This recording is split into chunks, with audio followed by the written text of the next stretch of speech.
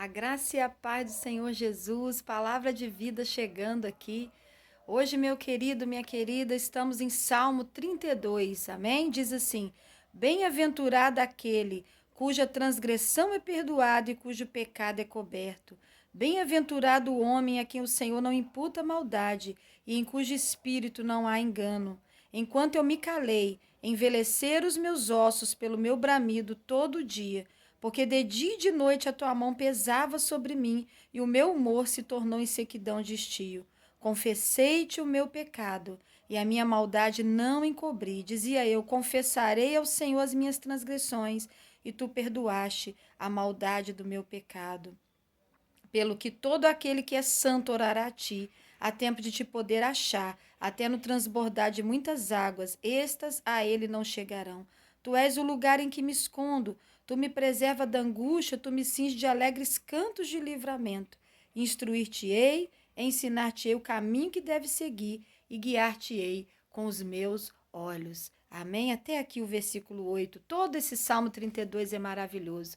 Davi escreve esse cântico, esse poema, num momento de grande aflição de alma, quando ele estava em pecado, quando ele cai com Betseba, e ele fala para que o seu esposo seja morto, mas ele ali não queria isso para ele mais, ele estava com muita dor na alma, e Deus manda Natã, o profeta. A palavra Natã significa dádiva de Deus, ou seja, uma oportunidade de Deus na vida de Davi. E Davi tinha um coração bom. Deus, a Bíblia fala que ele tinha um coração segundo o coração de Deus. Ele teve uma queda, ele teve um deslize, um pecado.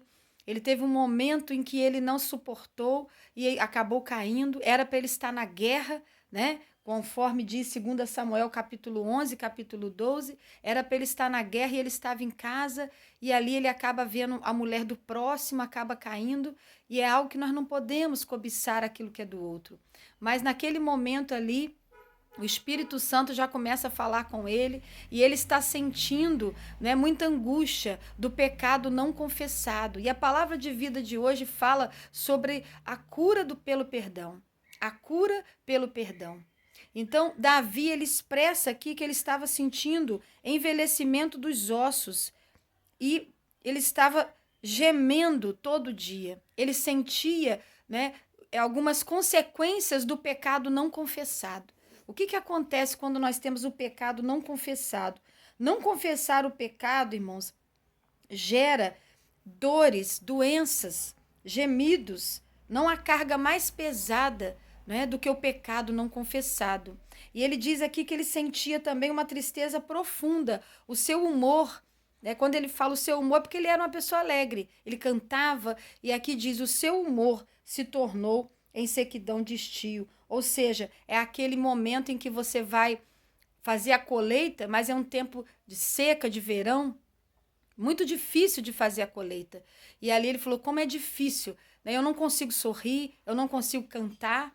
Você vai ver no contexto aqui que só mais tarde, depois que ele confessa o pecado, ele diz: tu me cinges de alegres cantos de livramento.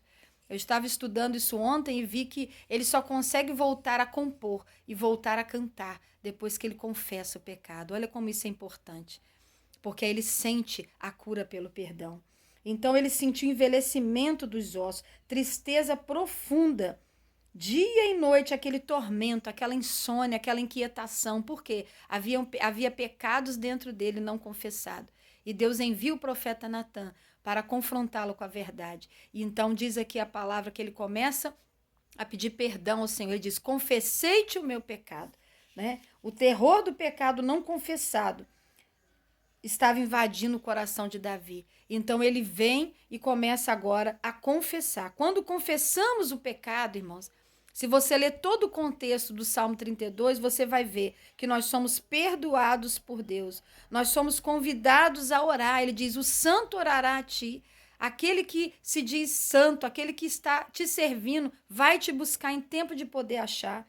Nós somos escondidos nele. Nós somos preservados da angústia. Isso tudo por quê? Ter o pecado confessado.